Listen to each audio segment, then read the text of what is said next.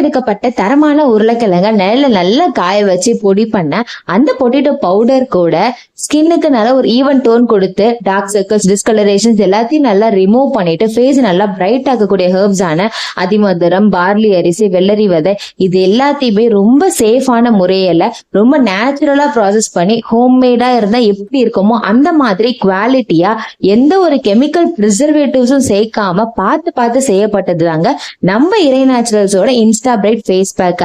இந்த insta bright face pack powder கொஞ்சம் bowl எடுத்துக்கிட்டு அது கூட தண்ணி இல்ல ரோஸ் வாட்டர் இல்லைன்னா தயிர் சேர்த்து நல்லா மிக்ஸ் பண்ணிட்டு ஃபேஸ்ல நெக்ல எல்லாம் அப்ளை பண்ணிடுங்க. ஒரு 15 to 20 மினிட்ஸ் கழிச்சு நார்மல் வாட்டர்ல வாஷ் பண்ணிட்டு அதுக்கப்புறம் டவல் வச்சு பேட் பண்ணிடுங்க.